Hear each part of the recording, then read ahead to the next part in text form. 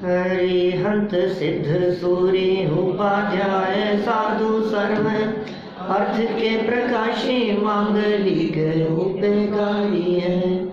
तिनको स्वरूप जाने रागे ते भई जो भक्ति आए को नवाई स्तुति को चाहिए। धन्य धन्य तिन्ह से काज सब आज भये कर जोड़े बारे बारे वंदना। मंगल कल्याण सुख ऐसो हम चाहते हैं। ओ मेरी ऐसी दशा जैसी तुमदारी है। ओ मेरी ऐसी दशा जैसी तुमदारी है। ओ मेरी ऐसी दशा जैसी तुमदारी है। क्षत्र चूड़ामणि नामक यह ग्रंथ जीवंदर कुमार तीर्थ क्षेत्रों की ओर निकल गए।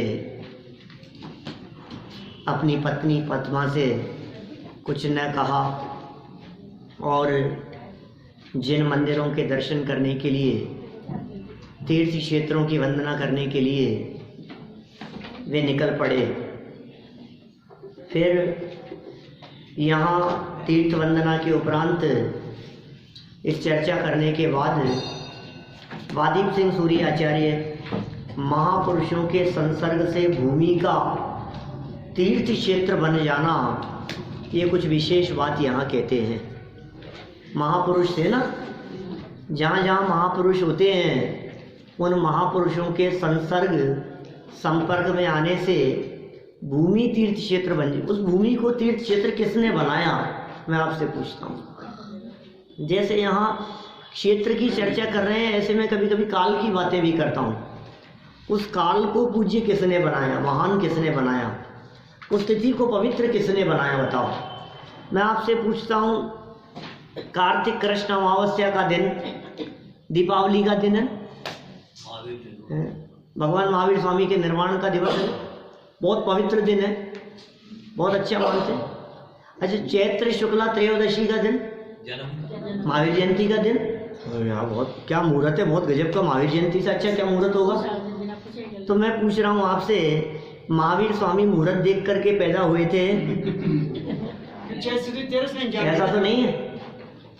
जिस दिन उनका जन्म हो गया वो तिथि अच्छी हो गई, ऐसा ही तो हुआ। और लगाओ इस तरह की बातें। ऋषभ देव स्वामी का आहार कौन से दिन हुआ? अक्षय तृतीया के दिन, वैशाख शुक्ल तीज। वैशाख शुक्ल तीज, जब ऋषभ देव स्वामी का आहार नहीं हुआ था उसके पहले उस तिथि को कौन महान मानता था, कौन अच्छी मानता था? कोई जानता ही नहीं था। एक तिथि एक ठीक है, जो होगी क्या है, एक सामान्य दिन था। लेकिन ऋषभ देव स्वामी का आहार क्या हो गया उस दिन, वो तिथि महत्वपूर्ण हो गई। माने तिथि का महत्व किस वजह से है? उस दिन काम अच्छा हुआ किसी महापुरुष के जीवन में, तो वो तिथि अच्छी हो गई। कितनी तिथियां ऐसी हैं, कितने मुहूर्त ऐसे हैं। रक्षाबंधन का दिन क्यों साहब? अरे बहुत अच्छा दिन है। क्यों हो गया साहब अच्छा दिन, ये बतला दो। काम अच्छा हुआ तो दिन अच्छा हो गया। वास्तव में दिन कोई अच्छा बुरा नहीं होता। महापुरुषों द्वारा जिस दिन कोई बहुत विशेष कार्य किया गया हो, या महापुरुषों के जीवन में जिस दिन कोई बहुत विशिष्ट घटना, विशिष्ट उपलब्धि स्वरूप घटी हो, वो तिथि जगत में महान मान ली जाती है। ठीक उसी प्रकार जो स्थान, जो क्षेत्र महापुरुषों से संबंधित रहा, वो क्षेत्र अपने आप में पूज्य हो गया, वो क्षेत्र अपने आप में तीर्थ क्षेत्र बन गया। हस्तिनापुर को तीर्थ क्षेत्र किसने बनाया, बताओ? किसने बनाया है? शांतिनाथ भगवान के कल्याणक हुए ना, शांतिनाथ स्वामी, कुंथुनाथ स्वामी, हरनाथ स्वामी। यदि ये तीर्थंकर वहां न हुए होते, कौरव पांडव यदि वहां हस्तिनापुर में ना हुए होते, तो हस्तिनापुर को कौन महान मानता, अच्छी जगह? वो तीर्थ क्षेत्र क्यों हो गया? यहाँ कितनी सुंदर बात वादीप सिंह सूरी आचार्य देव ने दी, महापुरुषों के संसर्ग मात्र से भूमि तीर्थ क्षेत्र बन जाती है, तीर्थ बन गया। कहते नहीं, यहाँ तो तीर्थ बन गया। ये तीर्थ क्यों बन गया? किसी बिल्कुल साधारण सी भूमि थी, उस जगह पर कुछ नहीं होता था, और कोई महापुरुष ने वहाँ जाकर के अपना स्थान बनाया उस क्षेत्र को, तो वो अपने आप में ही क्षेत्र महान हो गया महापुरुषों के स्थान से। देखिए आप इसी हेडिंग के अंतर्गत 5 नंबर का श्लोक 275 नंबर पेज पर, सद्भिरद्युषिता धात्री संपूज्येति किमद्भुतं कालाय संहि कल्याणं कल्पते रसयोगित। क्या कह रहे? पूरा का पूरा नीतिकार क्या कह रहे हैं? यदि महापुरुषों के निवास से पृथ्वी पूजनीय हो जाती है तो इसमें क्या आश्चर्य है? ये पृथ्वी क्यों पूजनीय हो गई? ये धरती क्यों पूजनीय हो गई? कौन सी धरती? विशेष धरती की बात कर रहे हैं। अयोध्या हो, गंपिला हो, मिथिलापुरी हो, हैं समझो आप, ये अपने चंपापुरी हो, हस्तिनापुर हो, बिहार राज्य हो गया, बिहार पूरा का पूरा राज्य, ये सारी भूमियां क्यों पवित्र क्षेत्र कहला रहे हैं? ये कह रहे हैं कोई बहुत बड़े आश्चर्य की बात है कि शरीर से ऐसी कुछ वर्गनाएं निकलती है जिनसे अशुभ शुभ में बदल जाता हो प्रकृति। देखो ऐसा बस, अब वो जो भी बात हो, लेकिन इतना जरूर समझना चाहिए हमारे को, जब महापुरुष रहे हैं भाई वहाँ। मैं इस संदर्भ में तीर्थंकर के जन्म के समय 6 मास के जो फल, 6 ऋतुएं एक साथ फलती फूलती है तीर्थंकरों के जन्म के समय। ऐसी बहुत सारी बातें। शक्ति है, आत्मा की शक्ति नहीं है ये, माने वो आत्मा की शक्ति की बात नहीं है, वो उनका पुण्य प्रताप ऐसा है। तीर्थंकर परमात्माओं का पुण्य के उदय से इस प्रकार होता है। क्या चीज? केवल ज्ञान होने पर 6 ऋतुएं एक साथ फलती फूलती है ना? नहीं, जन्म के समय भी होता है। नहीं, जन्म के समय तो और अतिशय हैं, 10 अतिशय हैं। चलिए खैर, हम तो ये कह रहे थे महापुरुषों के स्पर्श से संस्पर्शित भूमि भी वो पवित्र हो जाती है, पूज्य हो जाती है। जिस स्थान पर कोई महापुरुष बैठ करके उठे हों, आप उस स्थान पर बैठे, निश्चित रूप से आपके जीवन में उस स्थान का प्रभाव पड़े बिना नहीं रहेगा। जहाँ से महापुरुषों ने विहार किया हो, गमन किया हो, उस जगह से यदि आपके कदम वहाँ पड़ते हैं तो निश्चित रूप से आपके जीवन में भी वो पवित्रता आए बिना नहीं रहती। मुझे मालूम है अन्योन्या भाव, अत्यंता भाव, प्राग भाव, प्रध्वंसा भाव, इनकी गहराई से चर्चा करने वाले, वस्तु स्वतंत्रता की चर्चा करने वाली हैं इस सभा के बीच में। जब मैं ऐसी बातें कह रहा हूँ तो आपको ऐसा लगे यार ये क्या ऊटपटांग बातें कह रहे हो आप, ये क्या है, कौन सी जमीन और किसके पे क्या प्रभाव पड़ेगा? एक द्रव्य दूसरे द्रव्य का करता धरता होता नहीं है, और आप इस तरह की बातें कह रहे हो। है सब द्रव्य स्वतंत्र जगत में, कोई न किसी का काम करे, अपने अपने स्वच्छ तुष्ट में सभी द्रव्य विश्राम करे। बोलो, सब अपने अपने में रहते हैं सारे द्रव्य, और आप कह रहे हो इसका प्रभाव उस पर और उसका प्रभाव उस पर। भाई बात ऐसी नहीं है, बात ऐसी है, अपेक्षा समझनी पड़ेगी आपको। एक साधु की जहाँ से समाधि हुई, बाबा साहब ने कहा वहाँ पर 3-4 दिन वहीं पर जाकर के बैठे के रहना है। हाँ, तो वो एक विशेष प्रकार की वर्गणाएं। देखो ये बात तो निश्चित है कि प्रत्येक जीव के जो शरीर धारी जीव हैं, इन सब के शरीर में से अनंत पुद्गल परमाणु प्रति समय निकल रहे हैं और प्रति समय नवीन ग्रहण किए जा रहे हैं। क्या दीपेश, ये बिल्कुल पुद्गलों का ऐसा स्वरूप है। लंबाई कैसे बढ़ गई? तो पुद्गल ग्रहण कर रहे हैं अपन, तो ऐसे थोड़ी कि खींच के लंबा कर दिया, ऐसा तो होता नहीं। कोई व्यक्ति मोटा कैसे हो गया, कोई व्यक्ति कमजोर कैसे हो गया? इसका मतलब पुद्गल परमाणु बाहर से ग्रहण कर रहे हैं और कमजोर हो गया, वो पुद्गल परमाणु वहाँ छूट रहे हैं। तो पुद्गल परमाणुओं के ग्रहण करना और छूटना ये प्रति समय हो रहा है। जिस जगह पर महापुरुष बैठे हैं वहाँ भी उनके देह की अनंत पुद्गल वर्गणाएं वो शरीर से निकल करके वहाँ घूम रही हैं, और कालांतर में लंबे समय तक भी वे पुद्गल वर्गणाएँ वहाँ रहें और वे प्रभाव डालती हैं। मैं आपको उदाहरण देता हूँ, ऐसे ऐसे त्यागी, व्रती, सन्यासी, ब्रह्मचारी लोग इस तरह के होते हैं, हमने देखे हैं। वे किसी ऐसी जगह पर नहीं बैठते जहाँ कोई अज्ञानी बैठ करके उठाओ, जहाँ कोई मूर्ख बैठ करके उठाओ। यदि कोई ब्रह्मचारी पुरुष हैं तो वे ऐसी कुर्सी पर नहीं बैठेंगे एक निश्चित टाइम तक कि जिस जगह पर कोई महिला बैठ करके उठी हो। कोई आरिकाएँ वगैरह हैं, कितना फॉलो करते हैं मुझे नहीं मालूम, लेकिन मैंने देखा है ब्रह्मचारी कल्पना बहन वगैरह को, माने जिस जगह पर कोई पुरुष बैठ करके उठाए जिस कुर्सी पर, वे उस कुर्सी पर नहीं बैठते हैं घंटा आध घंटे के लिए, क्योंकि तब जब तक वो वर्गणाएँ वहाँ हैं तब तक के लिए वो वहाँ नहीं बैठेंगे।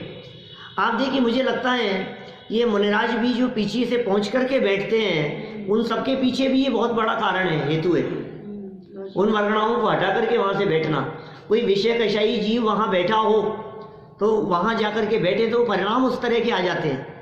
आप देखो, होटलों में जहाँ विषय भोग चलते हो वहाँ रहो और एक शुद्ध सात्विक स्थान पर रहो तो बहुत फर्क पड़ता है।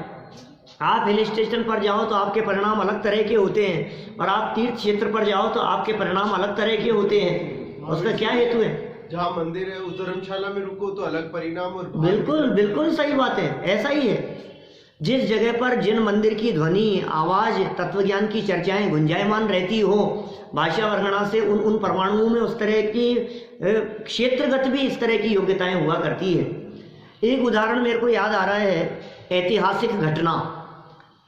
सिंहासन बत्तीसी के नाम से एक सीरियल बहुत पहले, कोई 25-30 साल पहले टीवी पर आया करता था, दूरदर्शन चैनल पर, विक्रमादित्य। सिंहासन बत्तीसी के नाम से आता था, और टीले पर बैठ करके एक बच्चा न्याय किया करता था। टीले पर बैठता था और कोई भी आते थे वहाँ गांव वाले लोग, वो न्याय करता था उनका, और सटीक बात निकलती थी, और ऐसी ऐसी बातें रहस्यमय निकलती थी कि सबको समाधान प्राप्त होता था। सोचे क्या होता है। अब वैसे जनरल बात करो तो मूर्ख, बुद्धि नहीं है उसमें, और वहाँ बैठ करके जब वो बोलता था वही बातें होता था। फिर क्या हुआ, बाद में कालांतर में उस जगह की खुदाई हुई उस टीले की, तो नीचे से विक्रमादित्य का सिंहासन निकला। माने जिस स्थान पर बैठ करके वो बालक न्याय करता था, वो स्थान पर बैठ करके किसी जमाने में राजा विक्रमादित्य न्याय किया करता था। वो उसका प्रभाव पड़ रहा है उसके ऊपर, बन गया। कालांतर में हो जाते हैं, अभी जहाँ समुद्र होते हैं वहाँ रेगिस्तान हो जाते हैं, जहाँ रेगिस्तान होते हैं वहाँ पहाड़ खड़े हो जाते हैं, पहाड़ों की जगह जमीन मिट्टी हो जाती है। ये सब हजारों साल लगते हैं इन सब चीज़ों में। आप 500 साल पहले जाकर के देखो तो जिस जगह पर हम बैठे हुए हैं यहाँ जंगल था, मालूम, सिर्फ 500 साल पहले, हजारों साल की बात नहीं कर रहा हूँ। 300 साल पहले, 300 साढ़े 300 साल पहले जयपुर बसाया राजा सवाई जयसिंह ने। उससे पहले जयपुर नहीं था, आमेर में कुछ बस्ती हुआ करती थी, यहाँ सारा जंगल था, पूरा नगर बसा 300 साल पहले। 500 साल पहले जाकर के देखो तो चारों तरफ क्या था। आज के 100 साल पहले जाओ, 500 नहीं, सिर्फ 180 साल पहले जाओ तो ये 4 दीवारी जो है ना, ये अपने सांगानेरी गेट, अजमेरी गेट, इसके बाहर सब जंगल था। अब ये तो सब बुजुर्ग लोग बतलाते हैं, दरवाजे बंद हो जाते थे ये सब। क्या तोप चलती थी, बोलो, आपने देखा है? नहीं, इतना तो नहीं देखा, लेकिन काफी सुन रहती थी। माने समय कितना बदल गया है। चलिए, हम तो यहाँ क्षेत्र और काल के प्रभाव की बात कह रहे हैं। यहाँ इन्होंने कहा, वास्तव में देखो आप, यदि महापुरुषों के निवास से पृथ्वी पूजनीय हो जाती है तो इसमें क्या आश्चर्य है।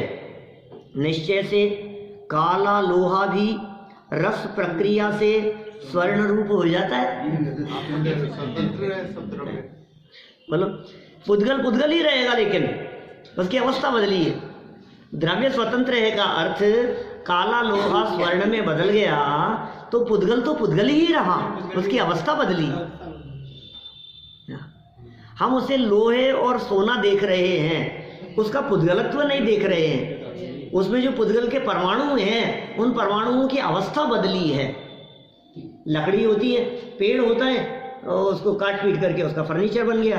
फर्नीचर था वो उसको जला दिया गया तो कोयला बन गया, कोयला था तो और जला दिया तो राख बन गई, राख बन करके सब परमाणु परमाणु होकर के बिखर गई। तो अब तो खत्म हो गया ना द्रव्य, वस्तु खत्म हो गई ना साहब जैन साहब,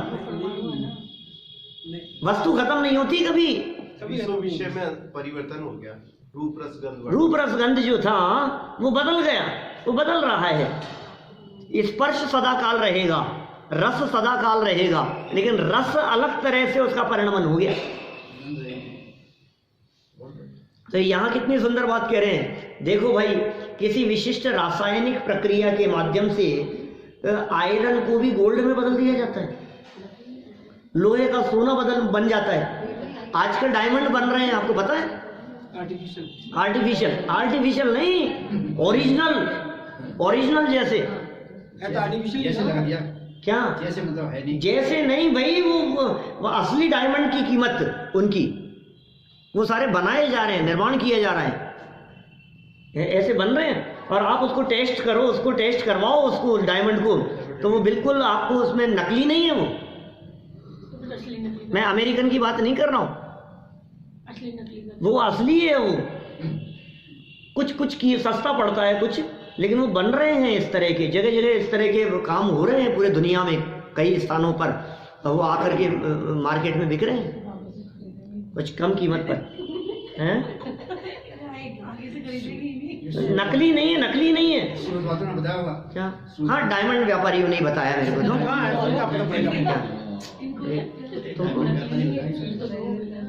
चीज दो नहीं, वो वही चीज मिलेगी आपको, वो उसको टेस्ट करवाओगे आप लेबोरेटरी में तो आपको ओरिजिनल डायमंड ही मिलेगा, दिखेगा वो, ऐसा है। वो उसको पकड़ नहीं सकता। वो किस तरह की बातें कैसे बदल दिए, कोयले से बन रहे हैं, क्या हो जाते हैं, किन किन चीज़ों से क्या चीज़ें बदल जाती है। लेकिन देखिए ये सब कह रहे हैं इन चीज़ों का प्रभाव पड़ता है। अभी देखो आप, चलो बहुत सारी बातें हैं, छोड़ो कहने के लिए तो, लेकिन अभी ये आगे बढ़ते हैं अपन। क्या कह रहे हैं यहाँ, काला लोहा भी रस प्रक्रिया से स्वर्ण रूप हो जाता है। चलो सरल अर्थ देखो, सज्जन अर्थात श्रेष्ठ महापुरुष, तीर्थंकर आदि पंच परमेष्टियों के निवास सहवास से वह भूमि पूजनीय तीर्थ क्षेत्र बन जाती है। इसमें कुछ आश्चर्य नहीं है, क्योंकि काला लोहा भी रसायन के संबंध से मूल्यवान स्वर्ण बन जाता है। इसलिए ऐसा कुछ हो तो कोई बहुत बड़े आश्चर्य की बात नहीं है। यहाँ आकर के अपने इस मंदिर में आकर के लोग समझदार बन जाते हैं, ज्ञानी बन जाते हैं, अभ्यासी बन जाते हैं, तो इसमें कौन से आश्चर्य की बातें है। यहाँ ज्ञान की वर्गणाएं विचरण करती है। यहाँ 300 वर्षों में, मैं तो कहता हूँ कभी कभी ऐसी बात, पूरे विश्व में ऐसा कोई मंदिर नहीं है। जिस मंदिर में दीपेश जी आप बैठे हैं, पूरे विश्व में ऐसा कोई मंदिर नहीं है। ऐसी महिमा है इस मंदिर की, अनुभव में आता है, बिल्कुल आता है। यहाँ की जो वर्गणाओं में शांति है वो पूरे विश्व में कहीं नहीं मिलेगी। यहाँ जो तत्वज्ञान और भाषा वर्गणाएं, जो अनेक सैकड़ों विद्वानों की जो भाषा वर्गणाएं इस मंदिर में गूंज रही है, चारों तरफ प्रवर्तमान है, वो दुनिया में कहीं नहीं मिलेगी। आज वैज्ञानिक लोग भी इस बात को स्वीकार करते हैं कि भाई है, हम मानते हैं, वो भाषा को पकड़ने का प्रयास करते हैं, उन वर्गणाओं को तलाशने का प्रयास करते हैं, नष्ट नहीं हो सकती वो। भेजी रहे ना मोबाइल के अंदर। हाँ, यहाँ बोलो या समाधि तो मंदिर नहीं है, मुक्तियों का मंदिर। हाँ, मुख्य सुना मेरे प्रवचन में आपने, ग्वालियर में कही थी मैंने ये बात, अभी पंच कल्याणक में। ये जो है ये समवशरण है, जिन मंदिर समवशरण के प्रतीक है। आप जानते हैं यहाँ से जाने की इच्छा ही नहीं होती है। ये जैन मंदिर समवशरण के प्रतीक है, लेकिन समवशरण के प्रतीक कब बनेंगे? समवशरण किसका नाम है? भगवान तो बैठे हों और भगवान की वाणी ना चले तो काय का समवशरण? जहाँ भगवान भी विराजमान हो और जहाँ भगवान की वाणी भी गुंजायमान होती हो, वे जिन मंदिर समवशरण के प्रतीक है। इसलिए मंदिरों में तो शास्त्र सभा चलनी ही चाहिए, स्वाध्याय सभाएं होनी ही चाहिए, चर्चा करने वाले लोग होने ही चाहिए। कहीं भी मैं नहीं कहता हूँ, यहाँ तो आते हैं सब लोग, लेकिन यहाँ के अलावा भी आप जिस मंदिर में दर्शन करने के लिए जाते हैं, जहाँ भी जाते हैं, 10 मिनट के लिए बैठे, 4 लोगों को लेकर के बैठे, लेकिन चर्चा करने के लिए जरूर बैठे। मंदिर में धर्म चर्चाएं चलनी चाहिए, आने वाले लोगों को प्रेरणा मिलती है, नई आगामी पीढ़ी को ये प्रेरणा मिलती है कि हमें भी पढ़ना चाहिए, हमें भी सीखना चाहिए। बैठते थे, हमारे पिताजी बैठते थे, चाचा जी बैठते थे, अंकल बैठते थे, तो ये सब पता लगता है। ये परंपरा कैसे चलेगी? तो चक्कर लगा करके चले गए मंदिर में, ये समूह शरण में आए और भगवान की सुने बिना चले गए, तो फिर क्या लाभ मिलेगा? अस्पताल के चक्कर लगाने से तबीयत ठीक नहीं होती सर।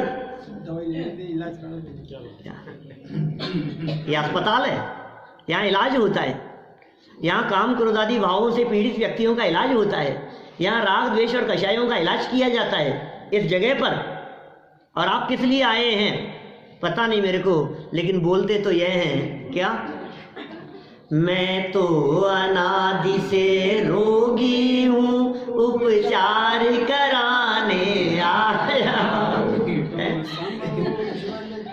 पाने को जल जल भर कर लाया हूँ, प्रभु जन्म जरा मृत्यु नाश करो, ऐसा दोष हृदय स्वामी, हे पंच परम परमेष्टि प्रभु, भव दुख मेटो अंतर्यामी। बोलो कैसी कैसी पूजाएं हैं, साफ साफ लिखे हैं, करते भी हैं हम लोग पूजाएं। क्या कहा पूजा में? बोलो, मैं तो अनादि से रोगी हूँ, तो फिर आया क्यों है? उपचार कराने आया हूँ। हे भगवान, आपके मंदिर में क्यों आया हूँ? इलाज कराने आया हूँ। तो फिर इलाज हुआ कि नहीं तेरा? तूने देखा कि नहीं? देखता ही नहीं है, इसको कुछ होश ही नहीं है। क्यों आ रहे हैं मंदिर, किस लिए चक्कर लगा रहे हैं?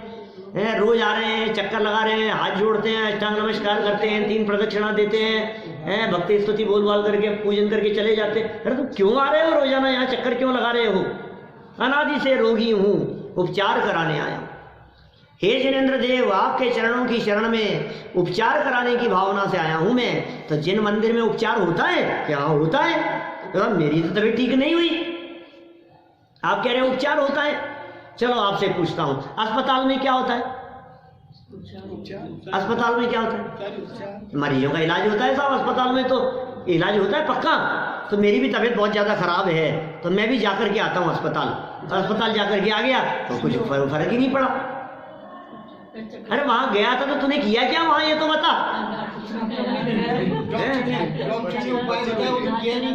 डॉक्टर से मिला था कि नहीं? मैं तो आपने ये खूब कहा था कि डॉक्टर से मिलना है। कुछ चर्चा हुई थी कि नहीं आपने तो कहा अस्पताल में इलाज होता है, तो मैं तो अस्पताल जाकर के आ गया। तूने उनकी सुनी कुछ कि नहीं सुनी? तो अस्पताल के चक्कर लगाने वालों का इलाज नहीं होता।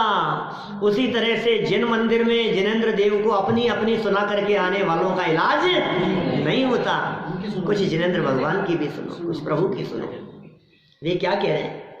ये केवली मूक केवली हो जाएंगे कि जिन मंदिर में प्रतिमाएं तो हो और भगवान की वाणी न चलती हो, तो वे मंदिर कैसे होंगे?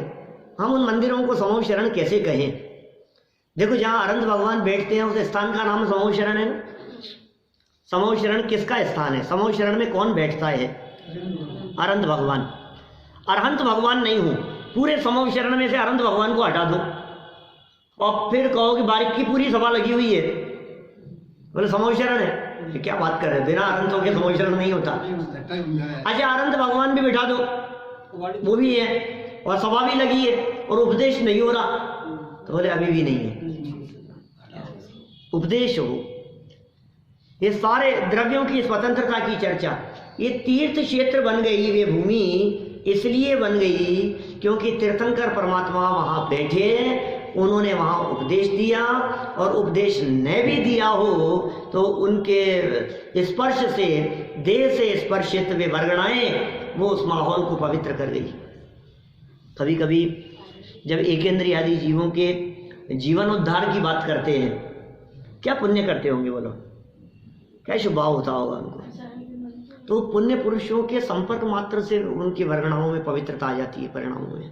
इतना सा है। निगोदीय जीवों के भी, एकेंद्रीय जीवों के भी तरस पर्याय की प्राप्ति हो जाए, ऐसा कर्म बांध लेते हैं। बाकी परिणाम तो क्या करते होंगे, कोई पूछे तो परिणाम तो बदल रहे हैं ना, भाव तो बदल रहे हैं, उसके परिणाम समझते हैं ना, भाव बदल रहे हैं, जो भी विचार आ रहे हैं किसके, एकेंद्रीय जीव के, ज्ञान है, शिवक्षम भी है। अब क्या भाव चल रहे एकेंद्रीय के, पेड़ क्या सोचते होंगे, पेड़ पौधों के क्या भाव चलते होंगे, एकेंद्रीय है ना, कौन से कायिक, वनस्पति है ना, ऐसे पहाड़ भी है, पृथ्वी कायिक, जल कायिक, अग्नि कायिक और वायु कायिक, तो ये सब एकेंद्रीय है। इनके क्या भाव होते होंगे, इनको क्या तकलीफ होती होगी, इनके क्या क्रोधमान मायालोभ होता होगा, पक्का होता है। ऐसा मोटा मोटा पकड़ में नहीं आता हमारे को, लेकिन वो निश्चित रूप से जिस स्थान पर बैठकर, समझ लो जिस पेड़ के नीचे बैठ कर के ज्ञानी धर्मात्माओं ने साधना की, वो पेड़ भी परिणाम ऐसे निर्मल होते हैं, उसके अंदर मौजूद जीव के भी, उनके स्पर्श से भाव बदलने में निमित्त बनते हैं उनके, ऐसा होता है। ये सारी बातें सर्वथा नहीं लगाना, क्योंकि जिनकी होनहार खोटी होती है उनको फिर असर भी नहीं करते, क्योंकि ऐसे ही जिन मंदिरों में आकर के चोरी करने का भाव भी आ जाता है चोरों को, आपको ऐसा परिणाम निर्मल हो जाते हैं, तो यहाँ आकर के तो चोरी का भाव नहीं आना चाहिए, यहाँ आकर के तो खोटा भाव नहीं आना चाहिए। इसलिए कहा भाई वास्तव में वस्तु स्थिति तो यह है कि सब स्वतंत्र है, परिस्थितियाँ सारी सब स्वतंत्र हुआ करती है। मोटे मोटे तौर पर यह कथन किया गया है कि महापुरुष जहाँ विराजमान हो वो क्षेत्र तीर्थ क्षेत्र बन जावे, तो इसमें कोई आश्चर्य की बात नहीं है। क्या कोयला या क्या लोहा गोल्ड रूप नहीं बदल जाता, ऐसी बात यहाँ पे मूल्यवान स्वर्ण बन जाता है। अब देखो, अब यही बात कह रहे हैं यहाँ, जलने से बच गया। हाँ बोलो आप, तो एक पेड़ के ऊपर, पेड़ की कोटर में एक ग्वाले ने ग्रंथ विराजमान किया, पूरे जंगल में आग लग रही थी लेकिन वो पेड़ नहीं जला, ये क्या हुआ, एक कैसा प्रभाव है।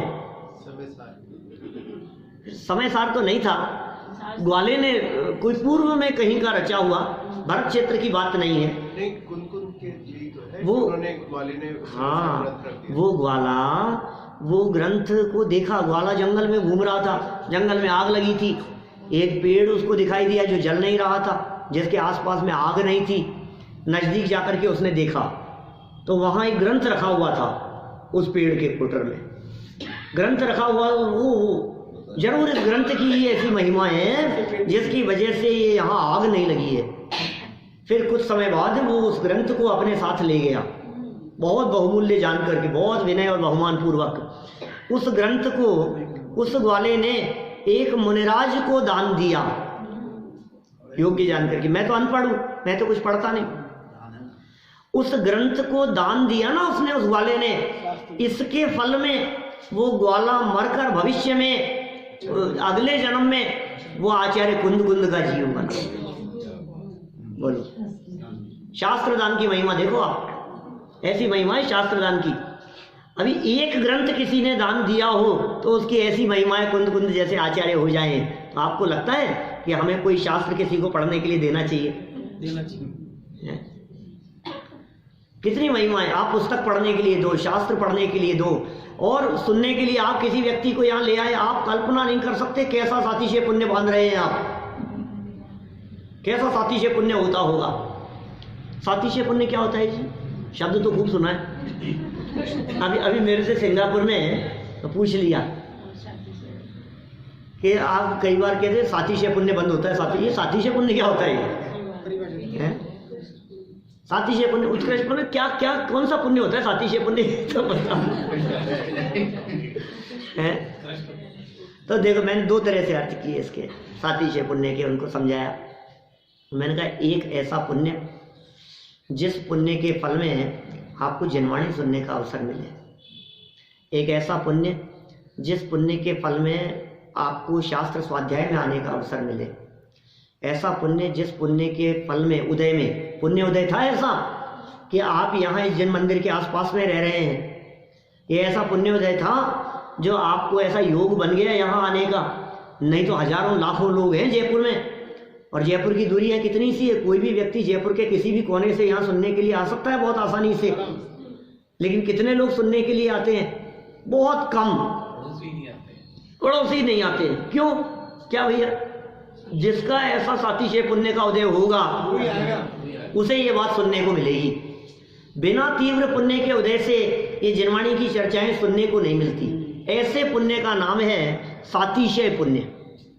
एक तो ये अर्थ हो गया, जो हमें पंच परमेष्ठियों से मिला देवे, जो देव शास्त्र गुरु की शरण दिला देवे, जिनके माध्यम से वीतरागी तत्व ज्ञान का परिचय हो और ये हमारे नजदीक समागम में आए हम इसके, ये सातिशय पुण्य। और दूसरा अर्थ जो सामान्य अर्थों में किया जा सकता है, अतिशय सहित पुण्य। अतिशय माने होता है चमत्कार, और सातिशय पुण्य माने ऐसा चमत्कार जिसके बारे में ऐसा पुण्य का उदय कि आपने सोचा भी नहीं था और अचानक काम हो गया। बोलो यार, जैसे कहते हैं ना बिल्ली के भाग से चीखा, ऐसा अचानक छप्पर फाड़ करके मिले, ऐसा अचानक जिसके बारे में आपने सपने में भी नहीं सोचा था और अचानक ऐसा कोई काम हो गया अतिशय सहित, जिसको कहते आपको कहे कोई चमत्कार ही हो गया मेरे जीवन में, तो उसका नाम है सातिशय पुण्य। लौकिक अर्थों में जैसे आपने सोचा भी नहीं था, आपने नॉर्मल वे में वैसे चलते चलते कोई एग्जाम दे दिया ऐसे ही, और एग्जाम दिया और 10,000 लोगों में नंबर 1 आ गया आपका, है? मैंने तो सोचा भी नहीं था। वो ऐसा सातिशय पुण्य जिसको देखने पर सुनने पर अतिशय लगे, ऐसा पुण्य का उदय। जैसे उदाहरण मनमोहन सिंह जी ने सपने में भी नहीं सोचा था,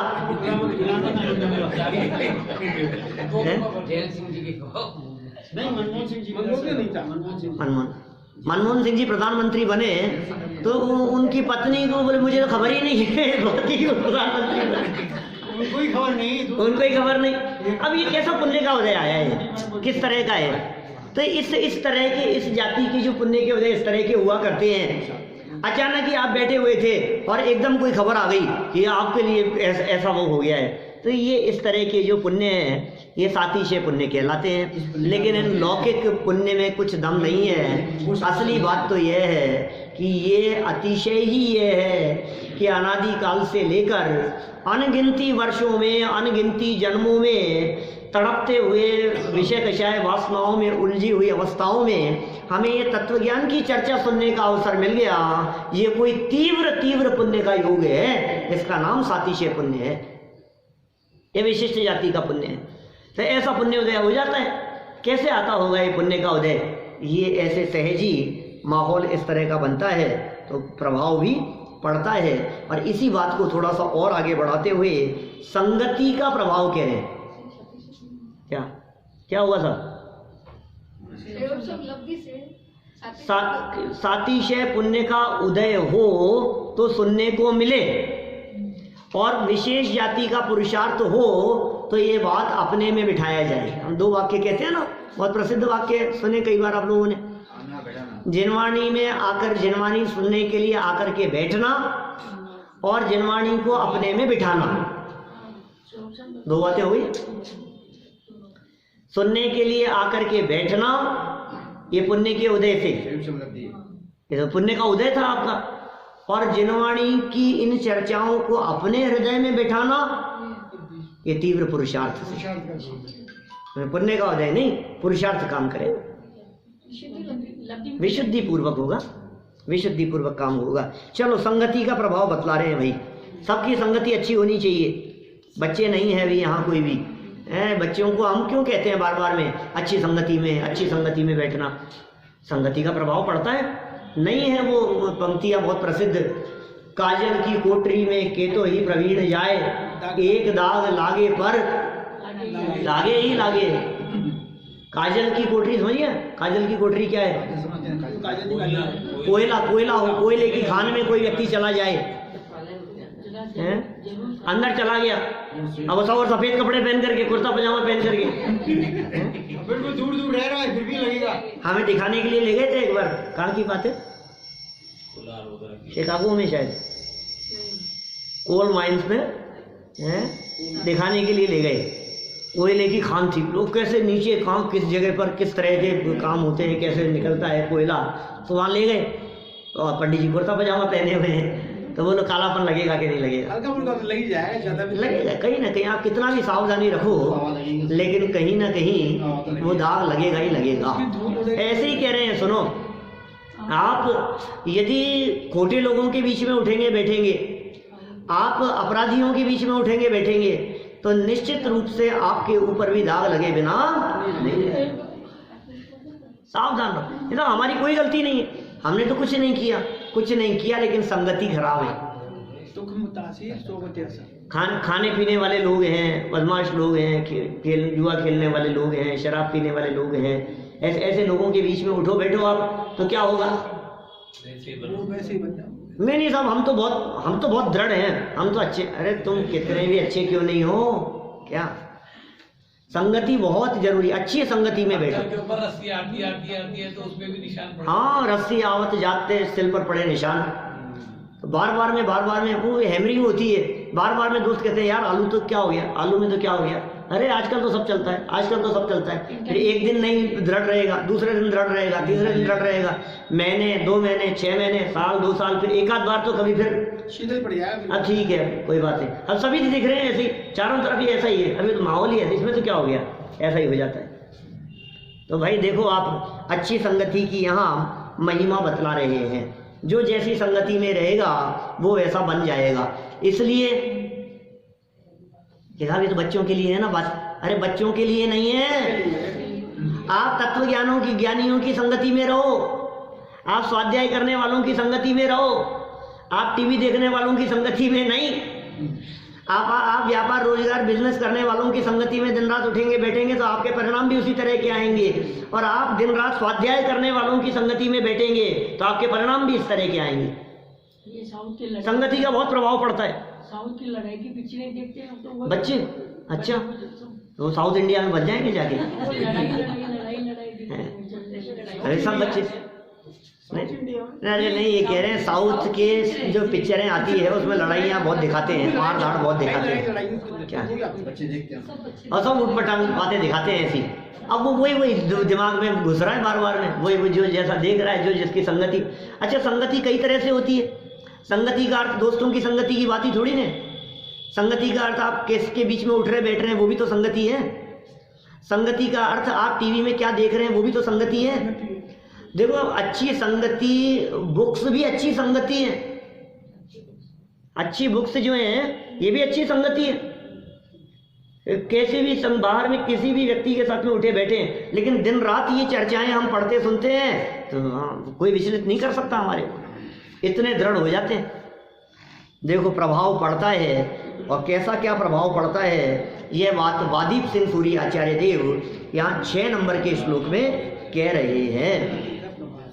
सद सत संग महादेव सद सत्वे नृणामपि तस्मात् सत्संगता संतु संतो दुर्जन दुर्गा। क्या कह दिया? नीति है भाई साहब, सब पे लागू होगी। सज्जनों और दुर्जनों के समागम से ही मनुष्यों के सज्जनता और दुर्जनता उत्पन्न होती है। क्या कहा? सज्जनों और दुर्जनों के समागम से ही मनुष्यों के सज्जनता उत्पन्न होती है और दुर्जनता उत्पन्न होती है। इसलिए आप बच्चों को अच्छे स्कूल में डाल दो, अच्छे बच्चों के साथ में उठाओ बैठाओ, अच्छे लोग अच्छे शिविर अटेंड कराओ, अच्छे माहौल में पहुंचाओ, पंचकल्याणकों में ले जाओ, शिविरों में ले जाओ, ऐसे विद्यालय जहाँ पर ये तत्वज्ञान की चर्चाएं चलती हो उस माहौल में ले जाओ, उसमें उठेंगे बैठेंगे, वहाँ देखेंगे। जो देखते हैं वो सीखते हैं, जो देखते हैं वो सीखते हैं। बच्चे ही नहीं, हम भी। आज आपके जो निर्मल परिणाम हैं, इन परिणामों के पीछे ये जिनवाणी की चर्चाएं निरंतर कर्णेंद्रिय के माध्यम से रसास्वादन की जा रही हैं, इसका प्रभाव पड़ रहा है। बार बार चोट पड़ती है। एक द्रव्य दूसरे द्रव्य का करता धरता नहीं है, तो इसमें धर्म नहीं है, इन चीज़ों में धर्म नहीं है। धर्म कुछ और चीज़ है, पुण्य में धर्म नहीं है, शुभ भाव में धर्म नहीं है। ये बार बार जब चोट पड़ती है तो बात समझ में आती है। भैया बात तो ऐसी है। देखो भगवान भला बुरा नहीं करते, देखो स्पष्ट ख्याल में आ रही है। जब बार बार ये बात आप सुनते हो तो आपको बात समझ में आएगी कि यार बात तो सच्ची है। नहीं तो बेकारी भर के भटकता रहेगा। आशा लेकर के जाएगा, कुछ ना कुछ उम्मीद के भरोसे जाएगा, और फिर काम नहीं होगा तो भगवान से भरोसा और उठ जाएगा।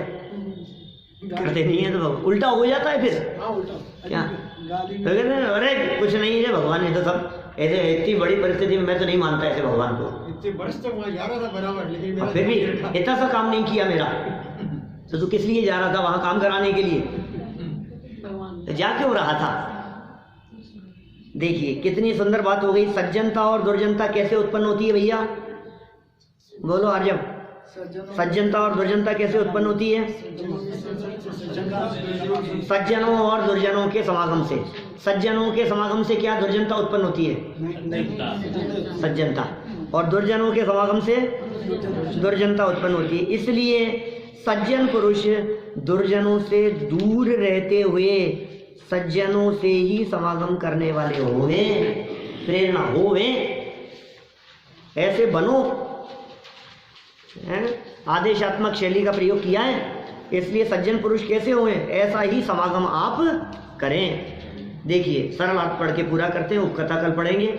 सज्जनों और दुर्जनों की संगति समागम से ही मनुष्य को सज्जनता और दुर्जनता की प्राप्ति होती है।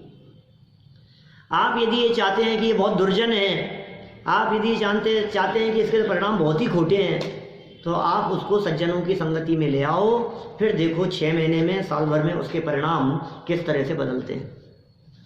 दुश्मन पे भी उपकार करो। आपका जो दुश्मन भी दिखता है ना, जब आपका शत्रु भी दिखाई देता है, आप उसे यहाँ ले आओ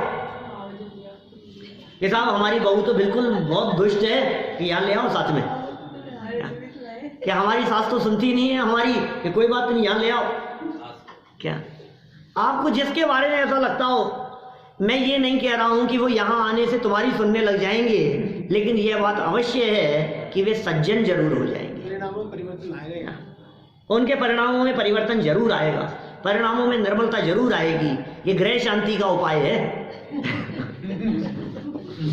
अतः सज्जन पुरुषों को दुर्जनों से दूर रहकर सज्जन पुरुषों की संगति करना उचित है। इस प्रकार यहाँ ये सज्जनता दुर्जनता और दुर्जनता छोड़कर सज्जन बनने की प्रेरणा दी गई। अब देखिए फिर एक नई कहानी यहाँ शुरू होती है, उपकथा 12 है, जिसकी चर्चा कल शुरू करेंगे।